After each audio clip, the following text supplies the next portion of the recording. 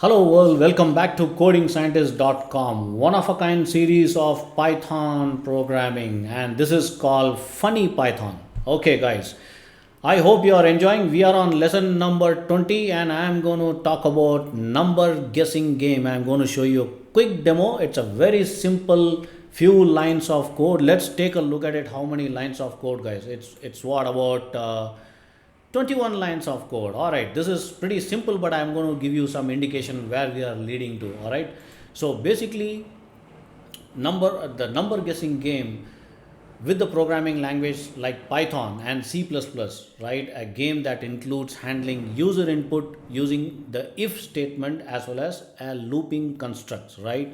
The number guessing games basically aims to guess the number in an infinite loop that the program has come up with, right? So that's what the logic has been built here. Essentially the program logic is nothing but there are four different ways to look at it. I would say four different logic. Number one, the program randomly selects a number between 1 to 100 or any other combination of number. You can give 1 to 1000, 1 to 5000, 1 to a million as well, any combination. And the logic number two, the code, this particular code is going to ask the player to enter whatever he thinks in his mind, like 1, 10 million, whatever, right? And the logic number three, it will then check if this number is the same as the one generated randomly by the computer, or the player wins, right? And the logic number four is the if the player guess is not the same as the computer does, then he or she will check if the number is higher or lower than the guess and tell the player what to do, right? So that is the logic number four, and that is what we have built in here. For example, and of course we have used the random library here, and using random library you can write all the logic in the while loop and putting if conditions in between. You can also use if else and else if. You can use multiple logics here.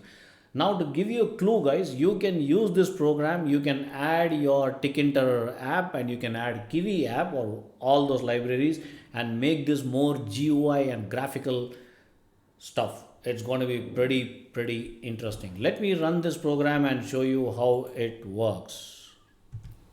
All right, let me just run this, and you can see on the terminal below, enter a number. So let me say 45. It says too low. Okay, let me say 97. It says it's too high. Now let me say 35. It's too low. 56. Too low. 78. Too high. 100. Too high. 50. Too low. 12. Too low. 56. Too low. Can you see this, guys? This will take you into the infinite loop till you get the accuracy within that logic being built. It's a pretty interesting game. It'll keep you occupied, keep on thinking and keep typing and stuff.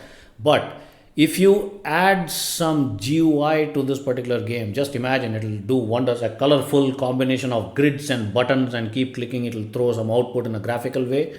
It'll look really interesting. I'm going to show you how to do that in the upcoming video, and that's going to get really interesting.